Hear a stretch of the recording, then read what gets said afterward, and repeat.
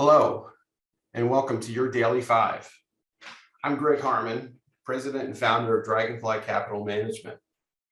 At Dragonfly Capital, we sell a newsletter that gives suggestions as to how you might trade your own personal account using stocks and option strategies, all designed based on technical analysis of the marketplace. We also manage separate accounts for clients that don't want to do it themselves and would rather have a professional take over for them. Find out more at dragonflycap.com. Today, we're going to go through a macro tour. Just a few, because we are actually talking about 5 charts here today. I'm going to cheat and toss in a 6th one. So hopefully the folks back at StockCharts.com don't get upset with me and let me keep coming back. But in this environment where the indexes are pulling back and now starting to accelerate to the downside, we need to take a look at some macro issues to determine where we think we might want to place our bets and what we should look for in terms of the future. First chart I want to take a look at is crude oil. So this is West Texas Intermediate crude oil. I'll say that all these charts are as of the close yesterday. West Texas Intermediate, you can see bounced up and put in from a December low, put in a new high. It's actually, I don't show it on the chart here, but it's actually a new 7-year high 2 days ago. Started to pull back a little bit today, as it's, you can tell from the chart here, starting to get a little bit overbought. The MACD is also back up at this range where we topped out in October and back in March of last year as well. What is this telling us?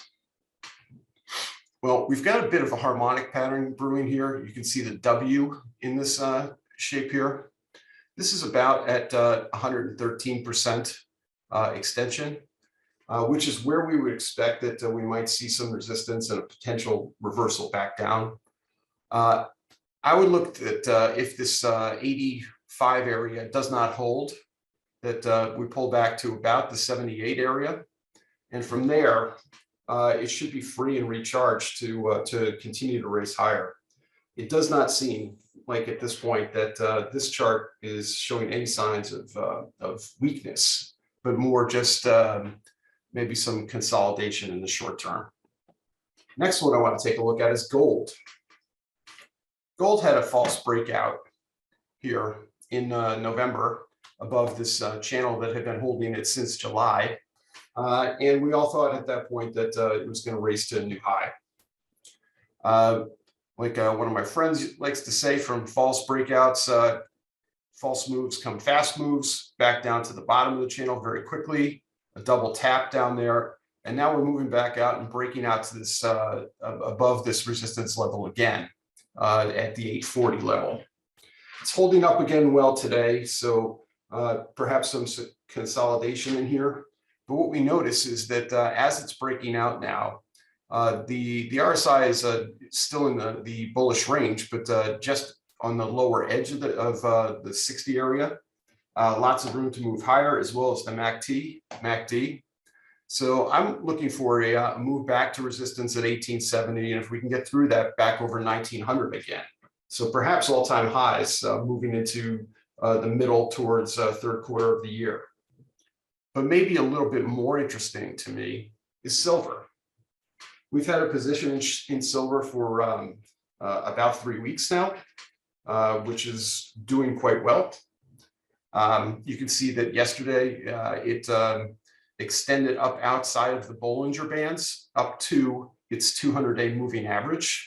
So we might see a pause here. You can see that this is where the shiny rock silver paused in November at the 200-day moving average, as well as back in August as it hit there after the first breakdown through it.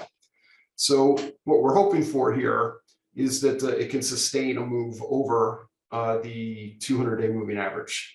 Today, so far, it's pulling back slightly not a lot, but it's pulling back a little bit, holding up a lot better than the stock market is.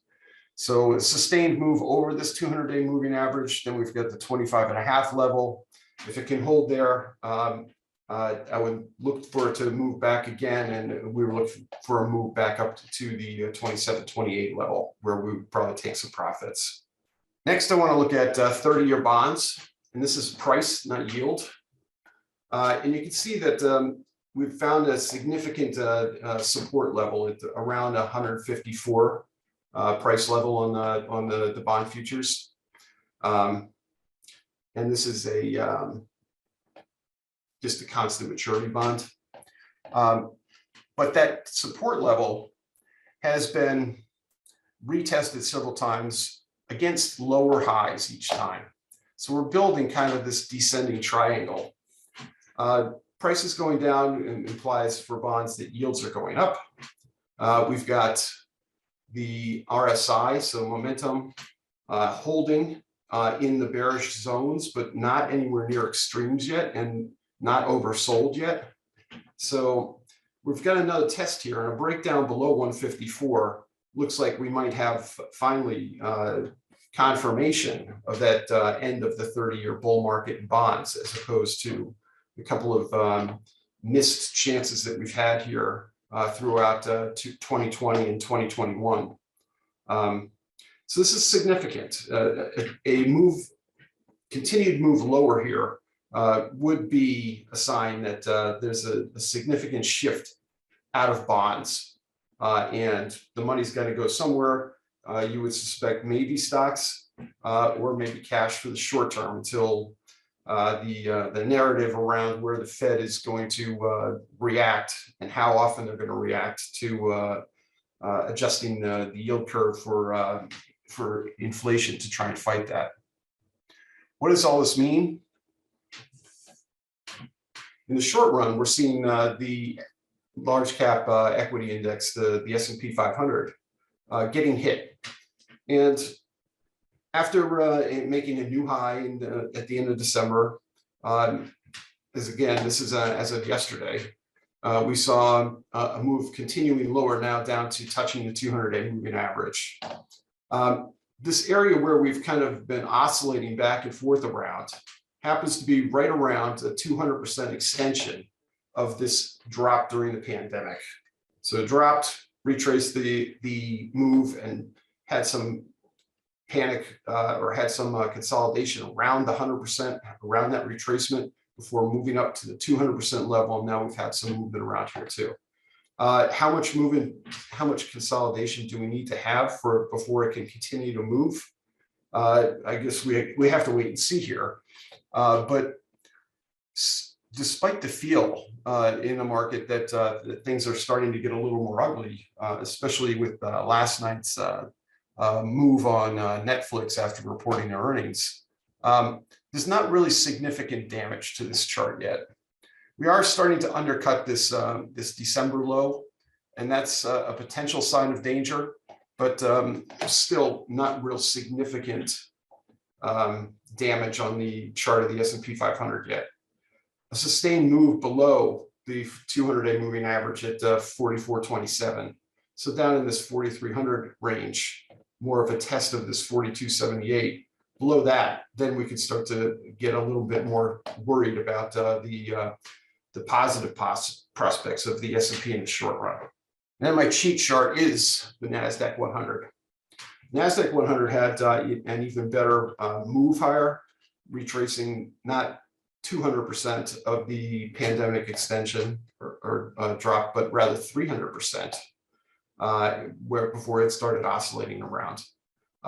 It did move below its 200-day moving average yesterday and continued lower this morning. Starting to see a little bit of a bounce as I'm recording this, so we'll see if that holds up today. But you are starting to see now from momentum indicators that they're starting to get below where we've seen support in the past. So the potential for a bigger move in the Nasdaq is out there. And if we had to guess, we would first look for the retest of this 14,400 range back here from October. to see if that holds. If it can't hold, then you're probably better off looking to the downside in the Nasdaq over the short term. That's my daily 5 or 6. Thanks for watching. Hey, Grayson Rose here with StockCharts. Thank you so much for watching. I hope you enjoyed that video. If you did, consider giving it a like down below, maybe leave us a comment, and if you're new to the channel, you can subscribe at the link up above. We're gonna bring you daily content from an incredible collection of technical analysts and financial experts.